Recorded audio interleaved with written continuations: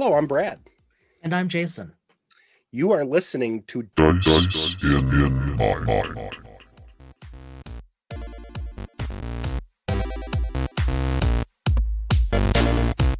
It's always fun to start these recordings right after we finish a conversation that has us to the point where we are laughing and it's hard to stop. So I don't know what you're talking about. Yeah, I know. So this is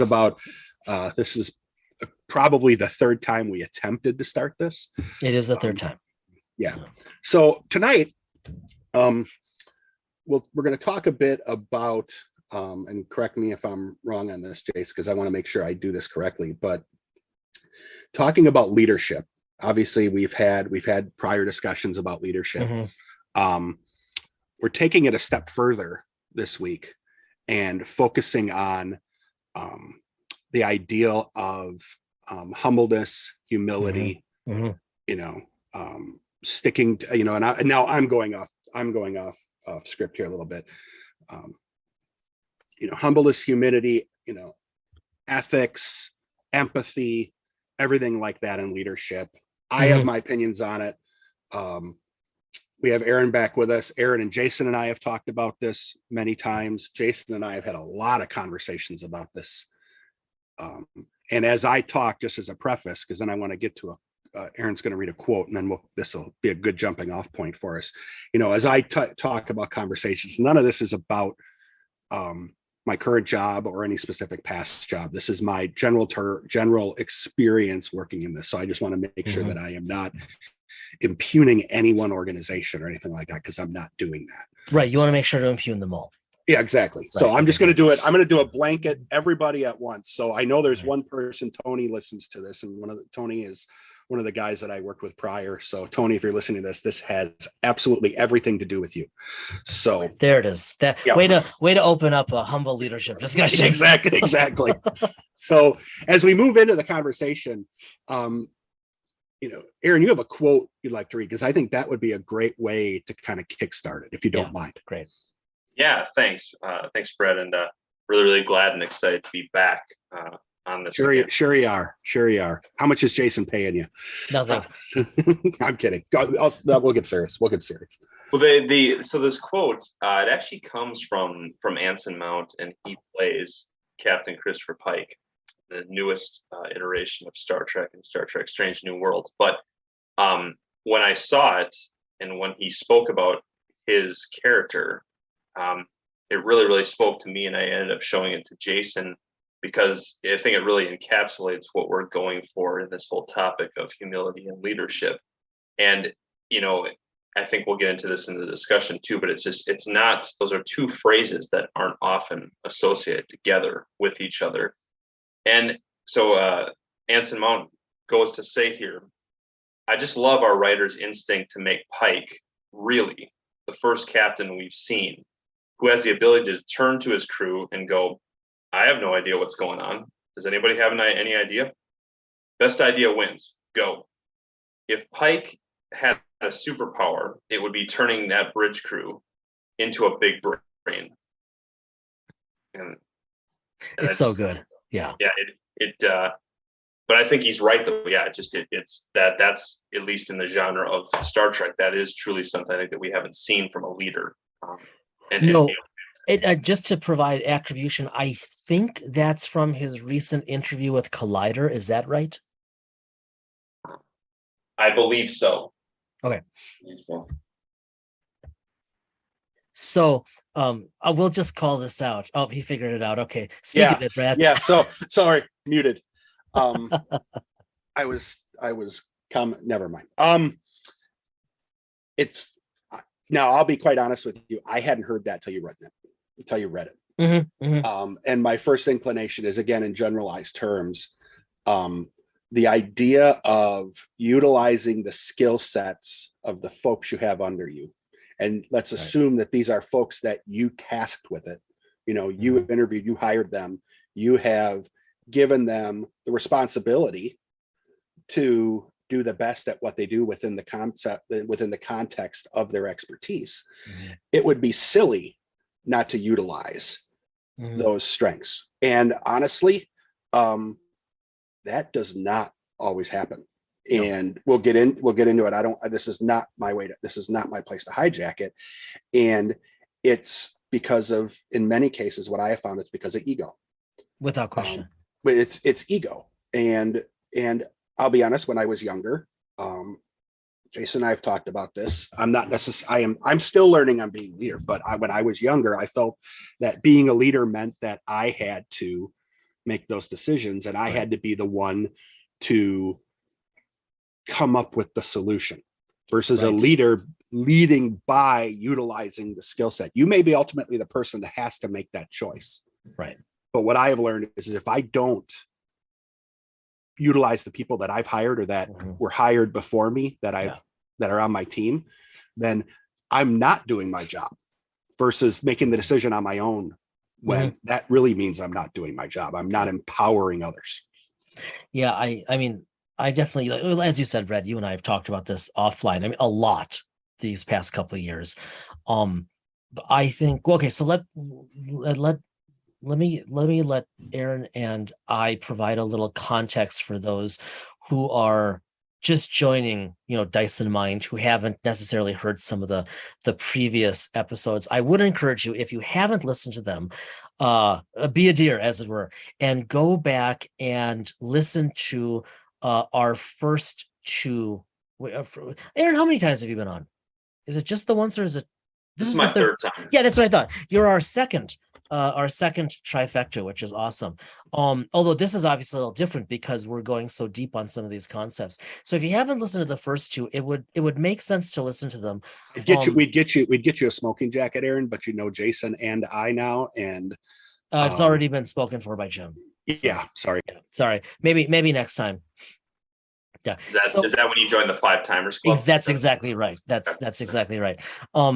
But in all seriousness, so Aaron, you and I have been talking about and writing about leadership as demonstrated in Trek for a while now. And it started with an initial article on StarTrek.com in terms of the Grand Captains and different approaches to leadership.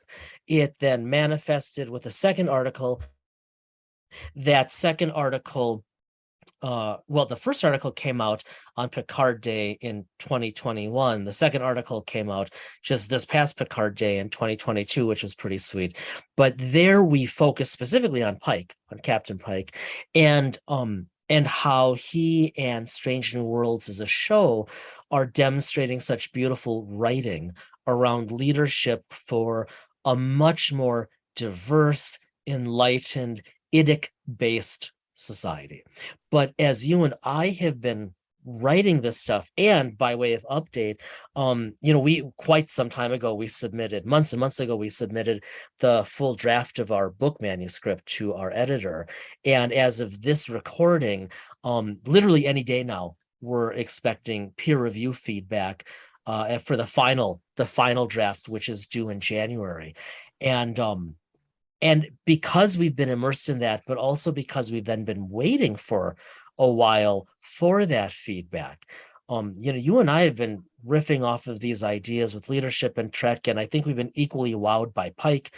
And just like the quotation you read from Anson Mount, the writing around this captain is different. And what has come to mind is this notion that you brought up, Brad, in the opening of humble leadership, this notion of leading without putting yourself first or in front of others. And there's a lot more to say about that, but I think that's a good start there. There are some things that are worth calling out in the next little while as we record, but I'll bat it back over to Aaron now for wherever you want to go with it. Let me ask Aaron this then. Yeah. So in the context of you looking at leadership and looking at the Grand Captains in Star Trek history, within the Star Trek universe, Jason, you kind of mentioned it, but I think it's worth digging down just a little bit because I think it then broadens the topic is, what do you see as different about Christopher Pike that is different from Jean-Luc Picard Catherine Janeway, Ben Sisko, etc. Yeah, well, it's funny because there's been some talk that he's somewhat, even in this new iteration in Strange New Worlds, that perhaps he resembles a little bit like, dare we say, Captain Kirk. But it's that would be doing a true disservice to the character, because I think what's different about him is kind of, as he encapsulated in that quote, is that Pike is not afraid. I think Anson Mount does a beautiful job of letting this come forward in a really organic way. Pike is not afraid to be vulnerable in a situation, and be transparent about that with his crew. And while we get taste of that in other captains, I think from some of the other genres, I think that Pike truly just embraces and somewhat the natural humanistic side of leadership that is bound to happen to every leader at some point. And maybe situations are different if there was that kind of transparency with the people around you.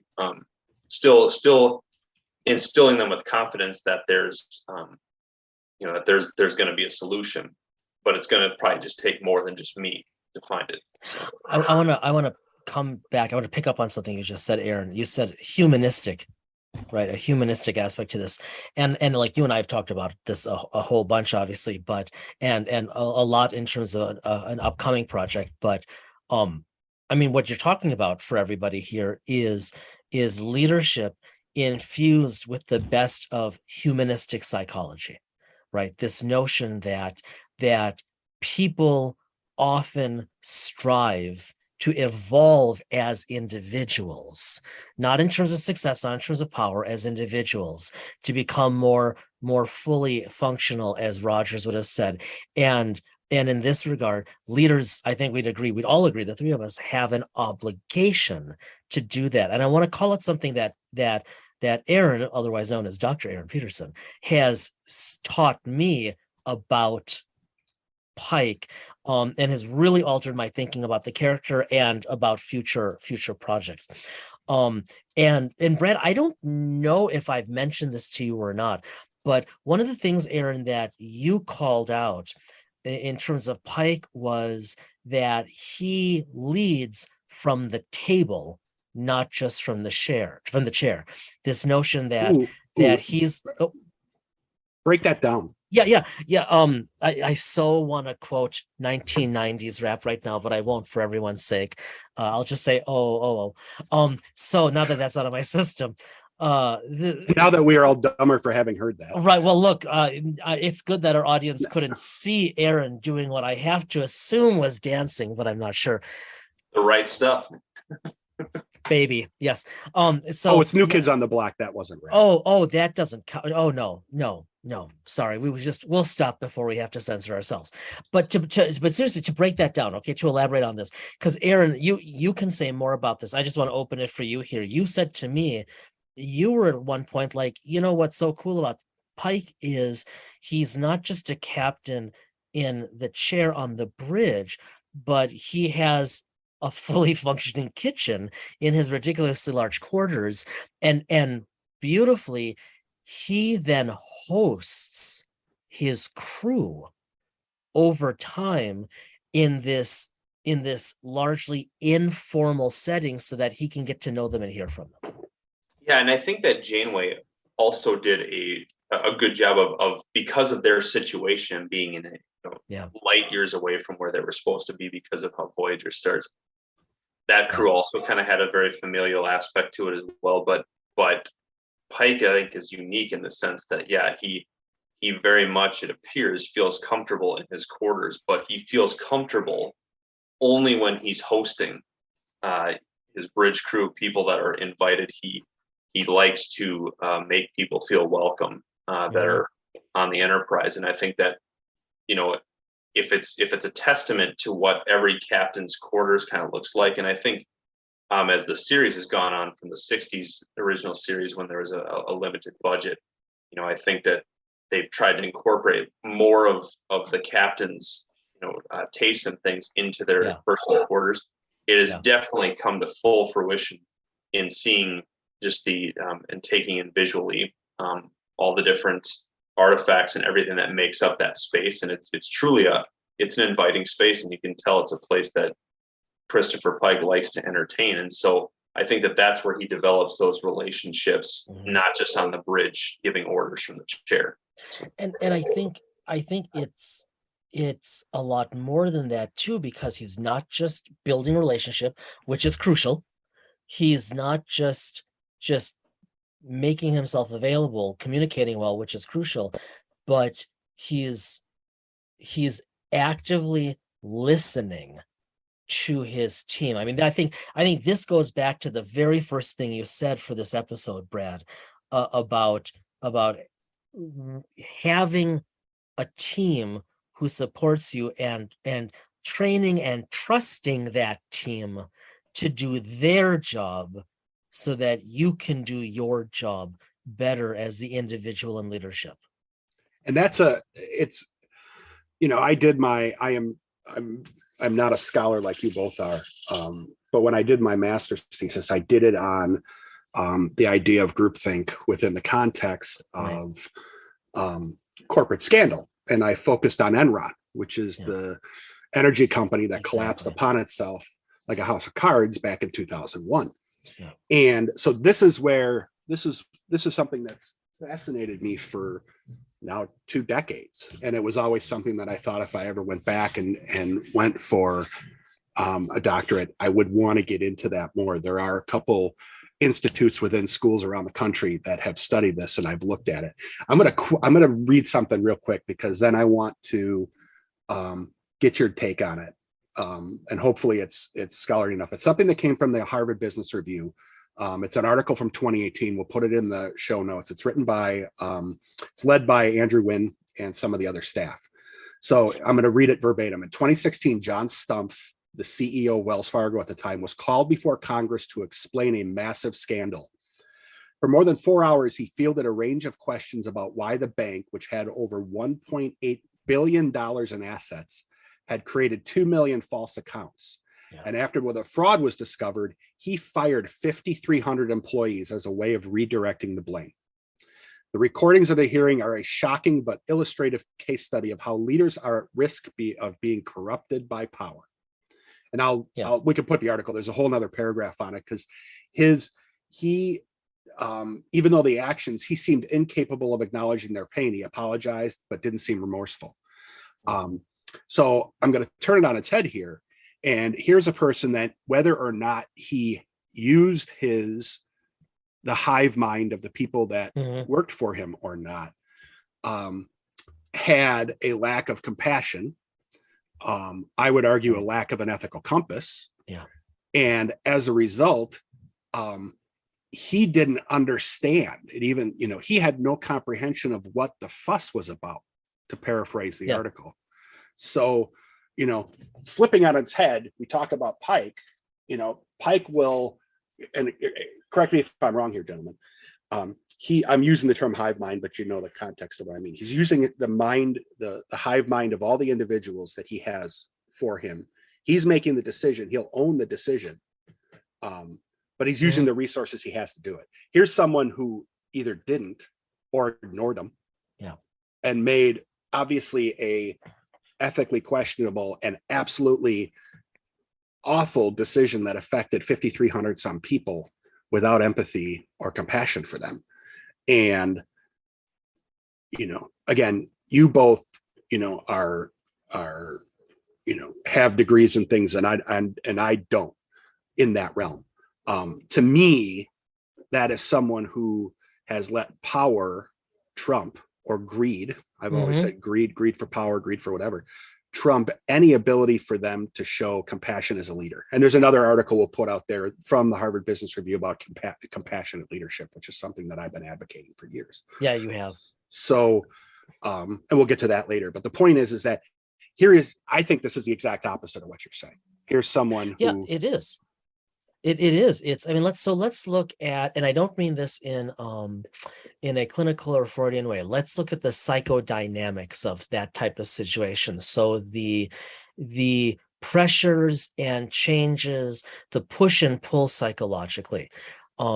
And it's interesting because whether it's ancient tradition, especially ancient wisdom traditions from the East, or whether it's the cutting edge recent psychological science, it teach or even the old school psychotherapy, it all points in the same direction. So this issue with Enron, this issue with Wells Fargo, I mean, my God, it's kind of unassailable. But so okay, so let's look at this as kind of a triune issue, of a three-part issue. So I think humans are automatically prone to have ego needs, right? We develop when we're kids, when we're adolescents, maybe sometimes later, we develop a sense of identity. Don't look at me when you're saying that. Yeah, I know. I heard it was laughing. Okay. I off the record, no, Yeah. but we develop a sense of identity, and then a great deal of psychological effort, largely subconscious, unintentional, just automatic, goes into defending that, to maintaining that, to maintaining the sense of whom we are as we see, or actually, if we want to look at the research, maybe the strongest, or certainly one of the strongest influences of our sense of identity is how we perceive others perceive us.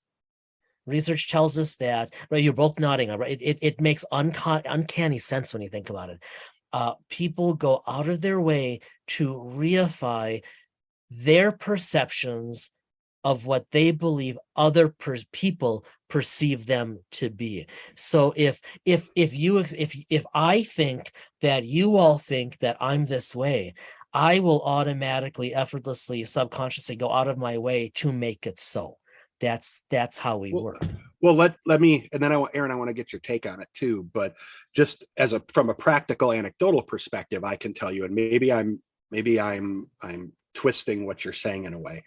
When I was younger, and even probably, but even as I've gotten older, I've always been a person who has tried to read who the people are that I work for, and who work for me. That never tends to work. When you try to make that read. So if I were reporting to Aaron, I would try to read his personality, and in some ways find a way to match my work ethic and my productivity and how I produce to what they want. And along with that, ultimately what happens is and I know I didn't start the way you were talking. I have found myself doing that because I have tried to build myself at the beginning to match what Aaron wants too much. Well, I think that's exactly on point. I mean, what we're talking about is anxiety, right? We're not talking clinical anxiety. We're talking anxiety. The ego, the sense of self, is an inherently fragile thing, especially in the modern world, especially in modern life.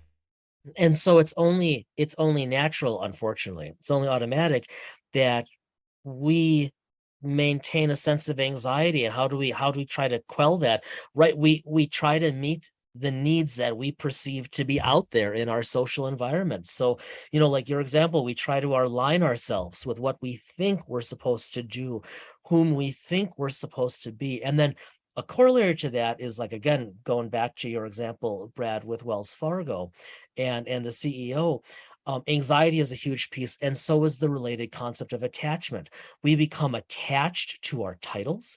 We become attached to our prestige.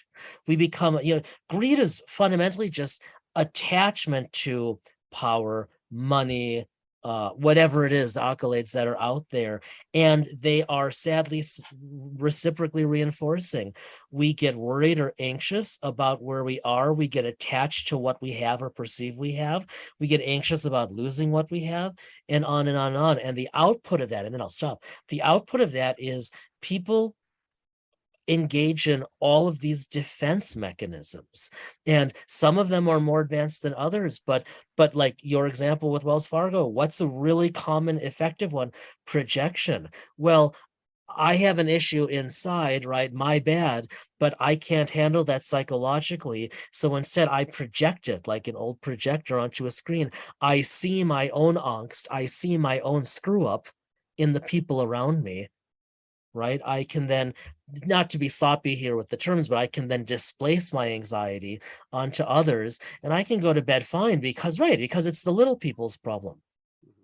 Well, and maybe to really, really oversimplify what you're saying, because the psychology part is your background, Jason. But to do another 90s reference besides hip hop, didn't Jim Carrey actually say in the movie The Mask, he was talking about the masks we wear, but really he was referring to, I think in a sense, we all kind of do that because we're expected to play a certain role depending on who we're with.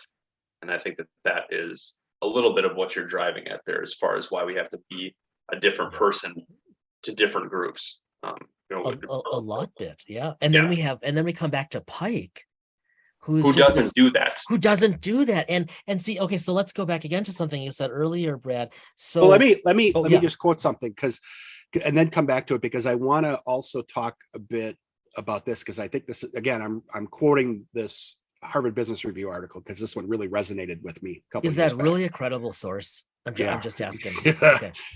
I don't think enough people read it, but much like I think, and this is why I think, and I've told you both this is why I think a book like yours is important.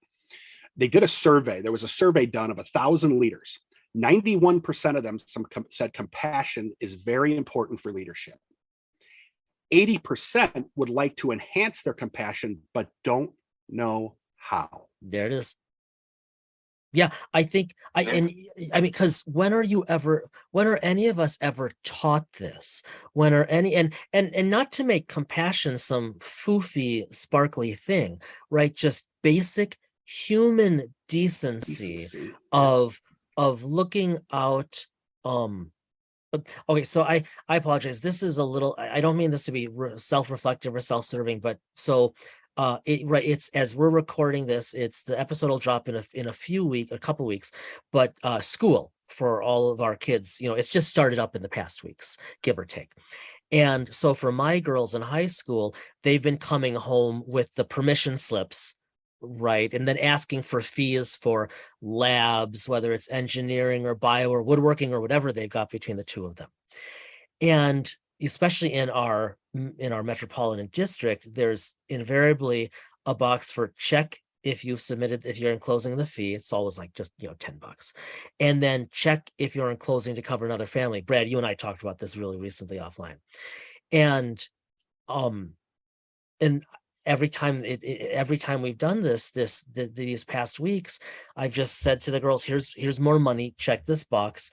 And they're like, why? And this, I bring this up because I think it's a leadership lesson, and one that I was taught, that with opportunity, with fortune comes responsibility, right? That's just basic compassion, just recognizing that you're not the only one on the planet. You don't have to go around hugging people. You don't have to make friends. I personally don't like making friends that much. It's amazing either of you are here right now, to be honest, but that's not necessary. Well, we're podcast partners. We're not necessarily friends. Let's be honest. Fair enough. Touche.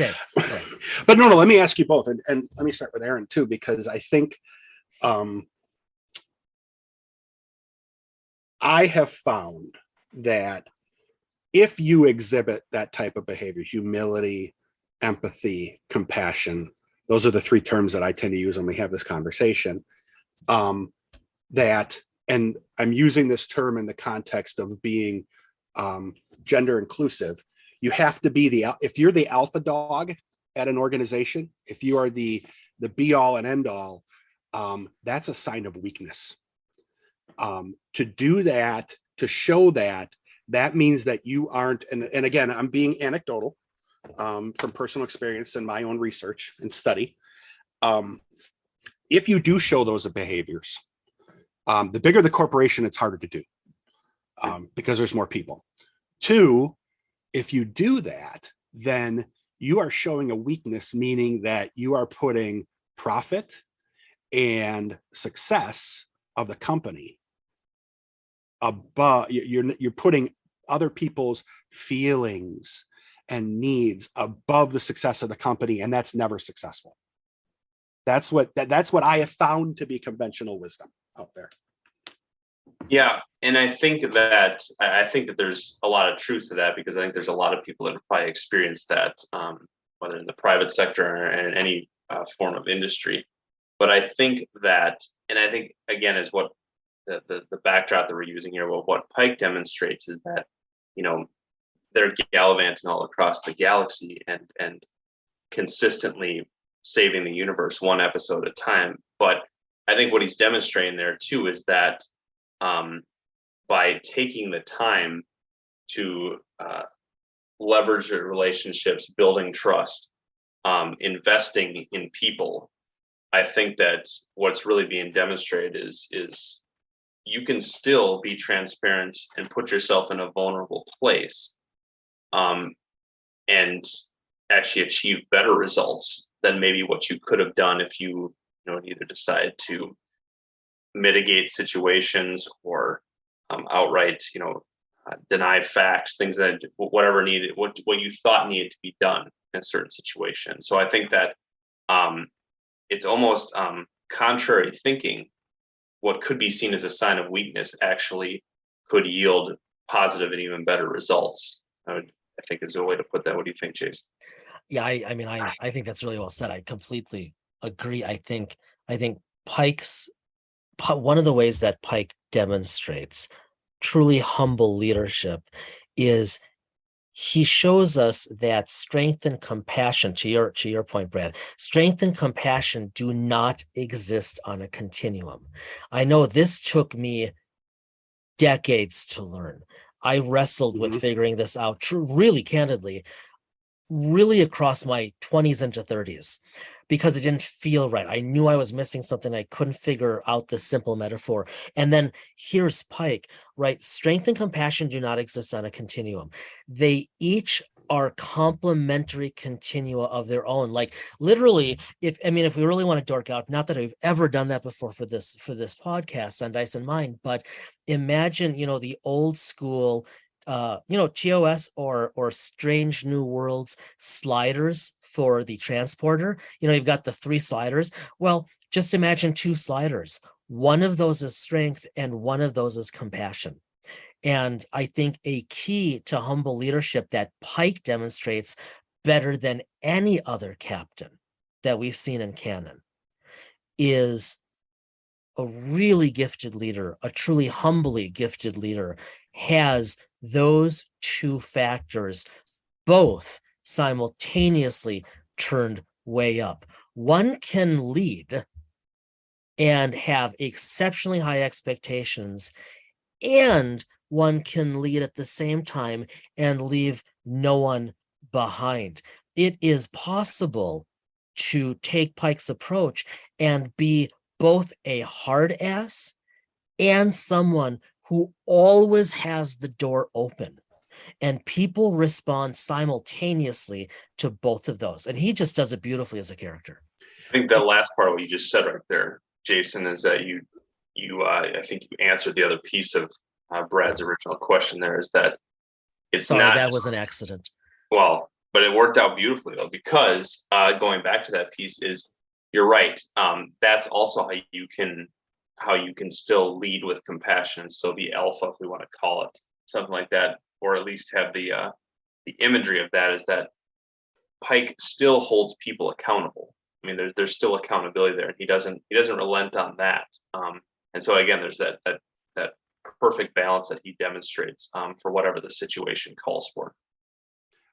When I was doing my studies, I latched on to, because I focused my concentrations, if you will, my MBA were in management and finance. Management was more self-serving than anything, but just because I knew I had weaknesses, so I wanted to take the opportunity to see if I could grow. And you're probably familiar with this. I'm not advocating this as a be-all end-all theory. And Jason and I have talked about this. I finished my degree 12 years ago, and I'm still talking about David McClellan, David McClellan's theory of motivation.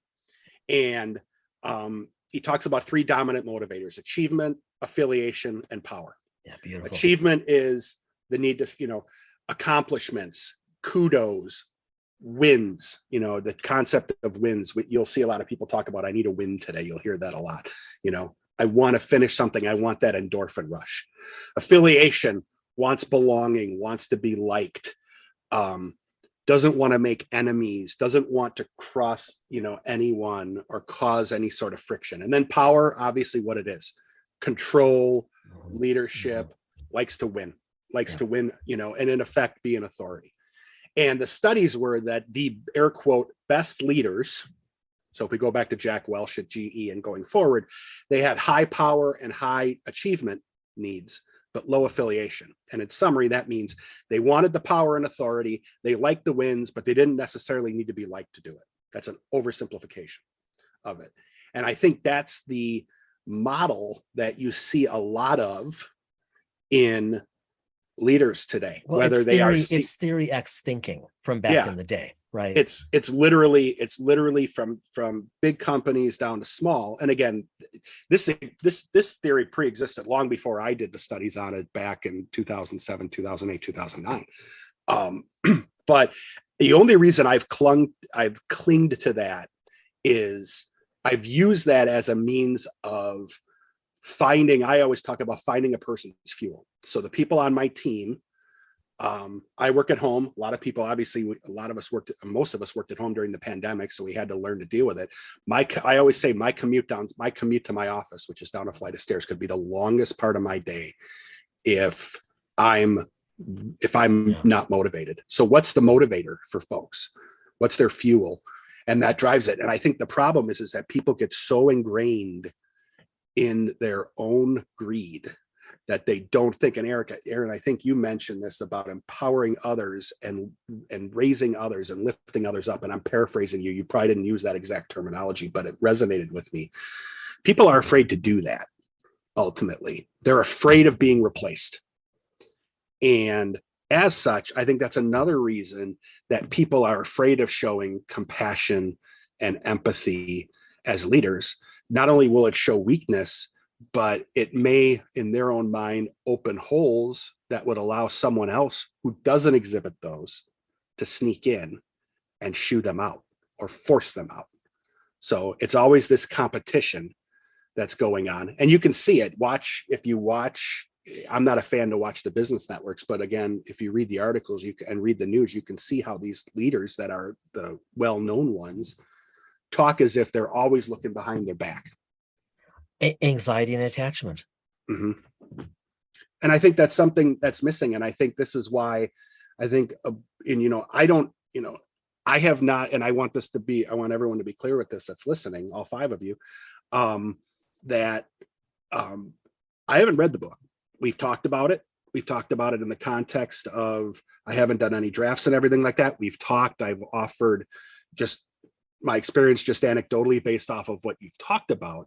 Mm-hmm. But this idea of trying, and I've told you, Jason, I've told you this, and Aaron, I think you have as well. This type of training on how to still be an effective leader and a successful leader without the need to stomp on people, mm-hmm. Is something that's sorely lacking. And I think it's gotten worse during and after the pandemic. And I would argue it has a lot to, I would argue, and we don't have to go into this now, I would argue that it has to do with politics plays into that. And I'll leave you with this comment, and then I got to shut up because I'm not the one being interviewed, but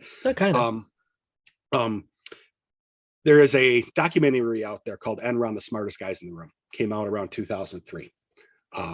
Produced by, if I recall correctly, one of Mark Cuban's companies. And one of the Enron energy traders was talking about trying to raise above and be the cream of the crop. And he says, if I can get another 5 points on my commission by stepping on someone's neck to do it, I'm going to stomp on their neck. And he actually used some profanity in there to do it, because that gave him the attention, the prestige, the obviously greed, the financial gain. And he talks about this. He contexts this. He's not proud of what he did. He's just talking about the culture that existed there, because that was the epitome of a lack of compassionate culture. And so I get back to it. is that there is a real need for this type of training, and it will take time. And my hope is that whether it's your material or whether it becomes a tsunami, hopefully, of education, that the next generation, because ours is lost from this, I'm sorry to say, we're a lost cause. It's just not going to, we're not going to see a critical mass of that with Gen X. Aaron, I think you might be a millennial, so we'll just say you're screwed too. My language. Now we have the explicit marker.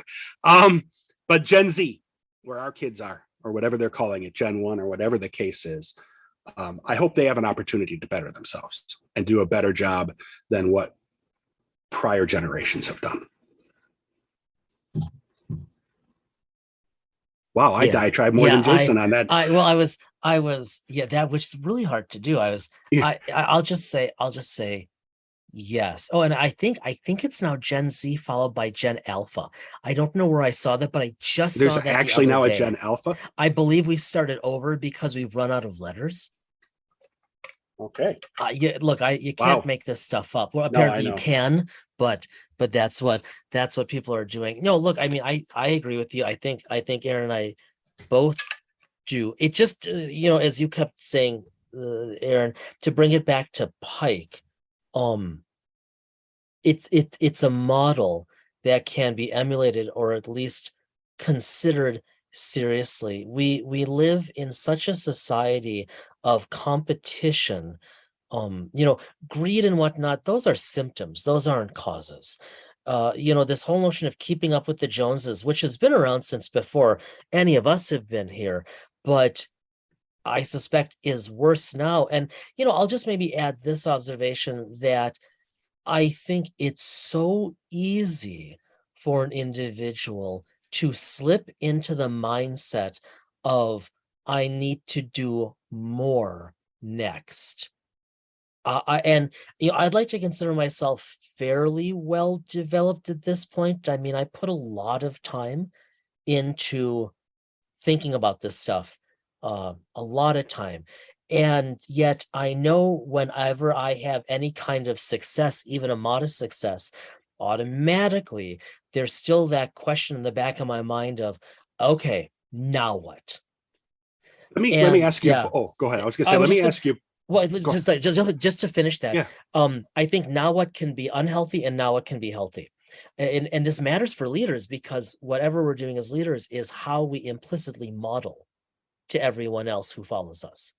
And I think we can say, now what? And it can be, okay, I need more, right? Bigger, better, faster, whatever. Or it can be, now what? Which isn't a question of accomplishment or productivity, but a question of meaning of, okay, I've done this thing. I've achieved this thing, whatever it is, big or little. What's the next thing that would be interesting and provide me meaning? And for whatever it's worth, I have learned that even if I can't explain why or how that works, if I actively eschew this question of, now what am I supposed to do next? I know I'm rambling, but that's just how it is.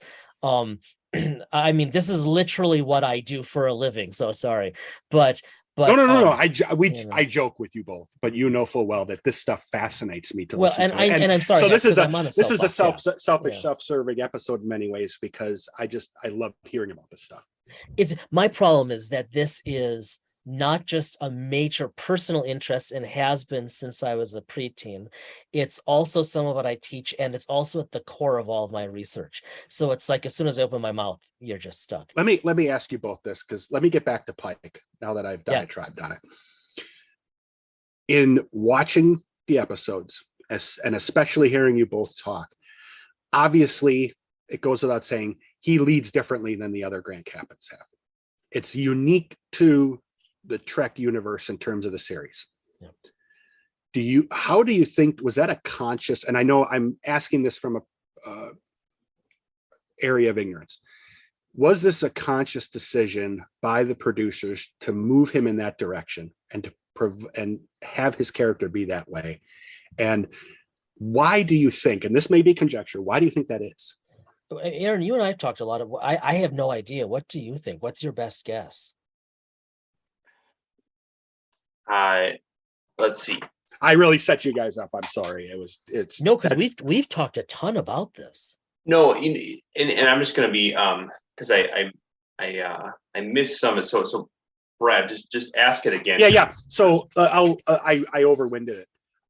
What is the mean Pike- air velocity? Oh, I'm sorry, wrong question. No. Do you want me to go into the theory that you brought up when we were up No, north? keep going. Read it. Okay. Right.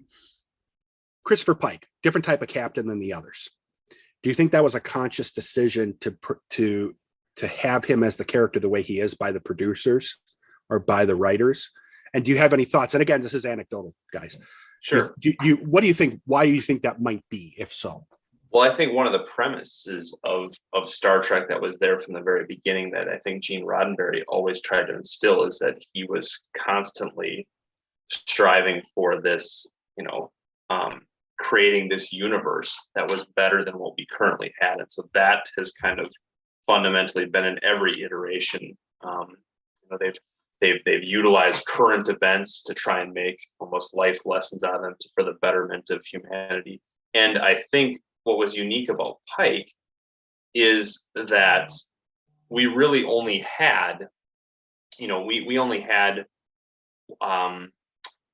one episode essentially of who Christopher Pike was from the original series, and it ended up being the failed pilot of the show. And then James T. Kirk became the new captain in the but now there was this opportunity to give him this whole backstory of who Christopher Pike is. And I think in doing that, it allowed the creators a whole lot of freedom to kind of figure out what that would be. But I think they did want to try to create a character that obviously when you have this many grand captains by this point, there's going to be some similarities, but I think they were trying to say, okay, we've got an opportunity here is somewhat of a blank canvas of what are the pieces of this Pike character that's kind of there that we can put in, and what do we want to make him be in the whole Trek universe here. And so I think that there was some intentionality behind us.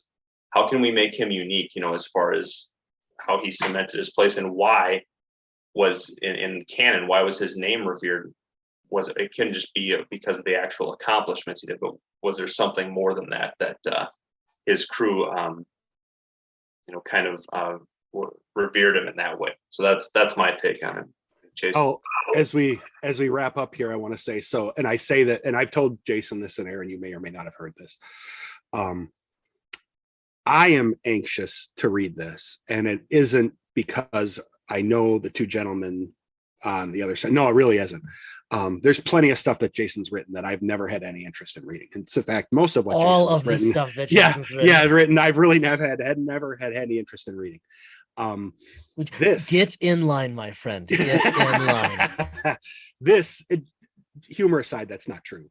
But two, this is an area that's been a personal passion for a long time because I have just seen too much happen that is negative, and I've had personal stuff happen that's negative. And honestly, when I can't say I've always been the best leader, and I've probably done things that have hurt others because of it over time. That's just a growth area for me, and I can't say that I'm there now.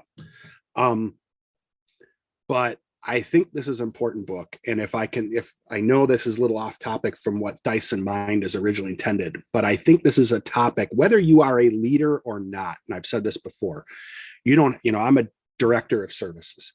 That title, when I email customers and everything like that, I don't put my title because it doesn't matter in the grand scheme of things. I'm at an age now where it just, I've been given authority based off of my title, but I'm not to toot a horn. And why I bring that up is that all of us on this, the three of us and all of you who are listening are leaders. You may not have a title at a job. You may not be a position where you have people reporting to you. You could be a project manager and not have direct reports, but have matrix subordinates. You could be someone on a help desk or in a call center, but are looked upon as an example. You may not be looked upon as an example yet, but you very well could be at some point. So don't dismiss this as I don't have a manager, director, or VP or president or CEO title. This doesn't necessarily apply to me. I don't know how this will help me. I would vehemently disagree with that, because you might be a leader at your, where you worship for faith. You might be a leader. You are a leader in your house as a parent. You are a leader if you are in a parental group and potentially setting examples for other parents with their kids. So while we talk about leadership here, look beyond just a professional title and look beyond, go ahead. Most leadership is informal, not formal. Yes. And that's the thing is that when I would provide, or I would send people to leadership training, yes, I would send my direct reports, my managers and all that, but I'd also send people who have shown an interest in it and who have shown skills that they may say, I don't want to be a manager, but they may not necessarily know that yet. And even if they don't, being an example as parents, being an example for our kids, being an example for others, you're a leader that way. So a leader with a lowercase L versus an uppercase L. So I thank you both for doing this. And again, I don't say that because I know you. I say it because it's apparent to me over the past couple decades that we have moved further and further away from it. And it's time we need to start reevaluating ourselves, because, and again, this is where we could have a problem politically, is we aren't the power that we used to be. There is more competition on this planet for us, and we have to make ourselves unique to differentiate ourselves and make sure that this is a place that is better for our kids than how we've left it. And I'll be honest with you, I don't think we're doing that right now. Doesn't seem like it. I think this is the kind of thing that has motivated, or that this is the kind of thinking that has motivated you and me, Aaron, with a lot of these projects. Yeah. Yep. And I would say to keep going with it, because this is one of those things where one book and one article are just the start. They're just the start. And I think you've both said this as well. I hope others, whether they're doing it already or whether they take what you've done when it comes out and then move it forward, is important. And as you can tell, I get passionate about this because, again, I live in this world every day. Yep. And I don't mean just at my own company. I live in this world with dealing with other organizations. And I do see this in companies. It isn't completely absent. It's just not prevalent enough. Right. I think that was the other, besides seeing how things are, Jason, as being one of the things that has spurred us on. But I think what you just said there too, Brett, is that we believe in the accessibility of it. People having a seat at the table and in any kind of capacity. That's also the passion behind it too, is that we want it to be something that people can see themselves into. And I think you both said this. I know I'm wrapping this up long, but you're writing this in the context of, well, it's my fault. Yes, it can be used as a text, as a resource in teaching this. Yep. But it also is being written so that it can be used outside of that environment as well. Am I right? Yeah, corporate training, executive training, that absolutely. But then also our goal is to write it where it's accessible to a much more general public, right? So that, the goal is that, and when this comes out, anyone with an interest can pick it up, read, enjoy it, as well as learn from it. But then it goes deep enough that you could absolutely use it for trainings. That's our plan. Well, not to do the trainings, but yeah.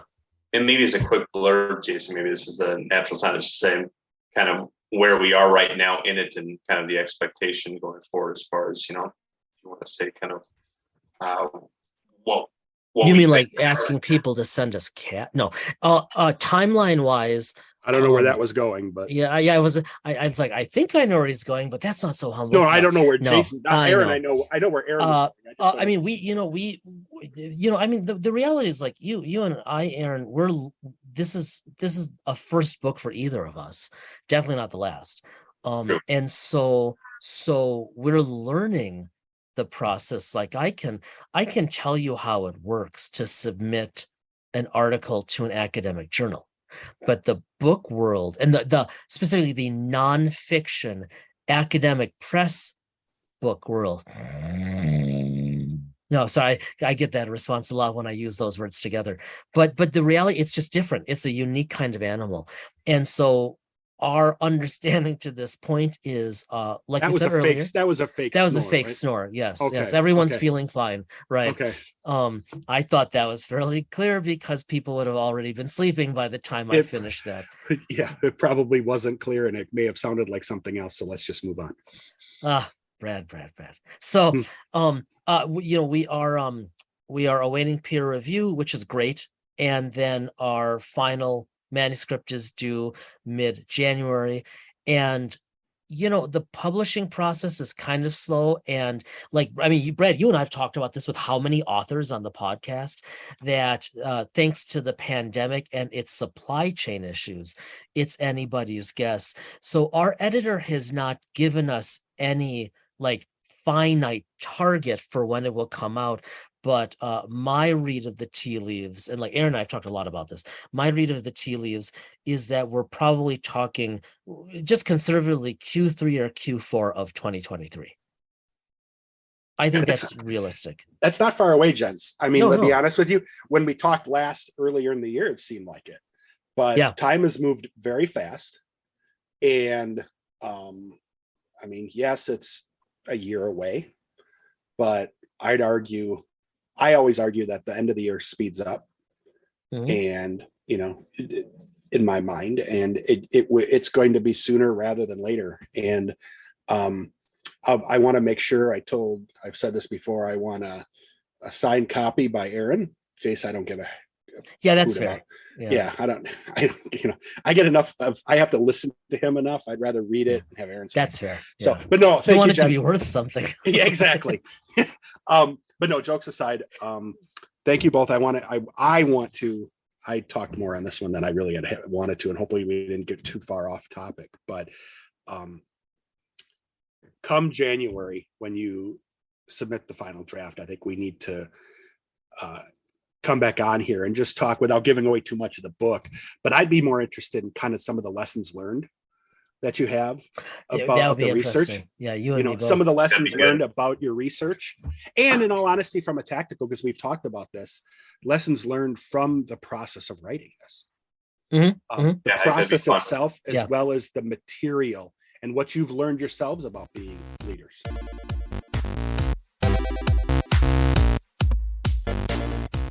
As we move over to the GM corner, Aaron was hemming and hawing a little bit because he didn't necessarily know what he had on his desk. So we're going to put him on the spot right now.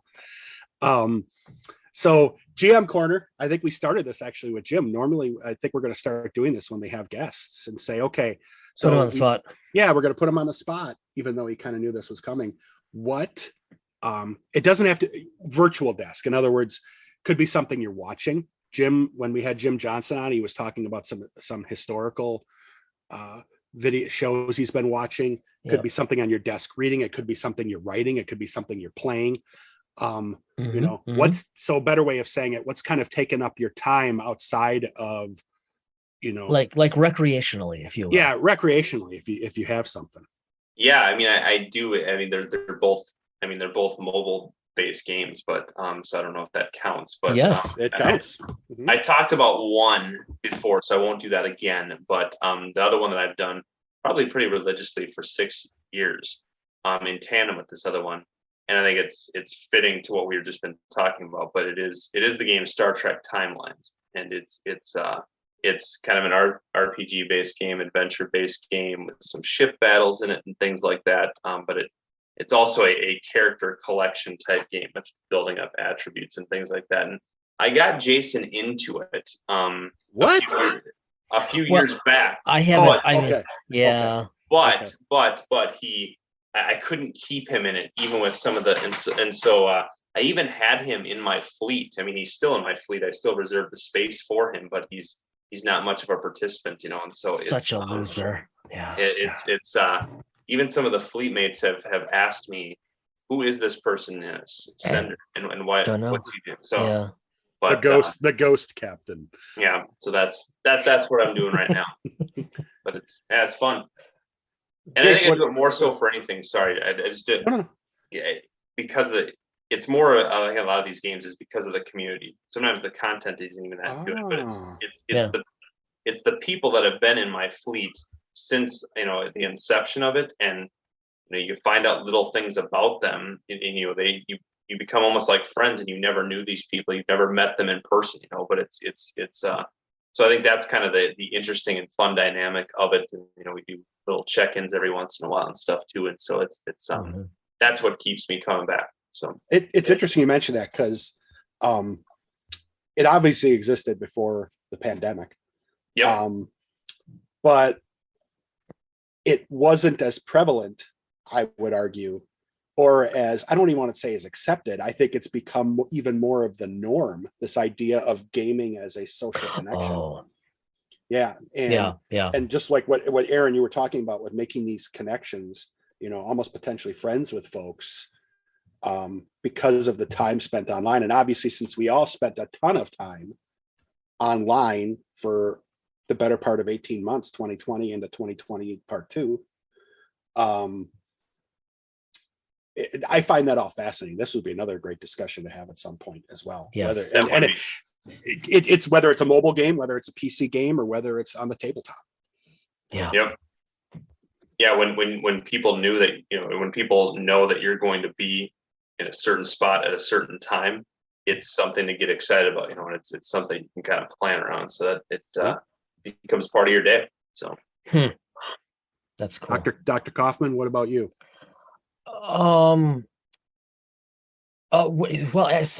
I've had this little project for the past day or so.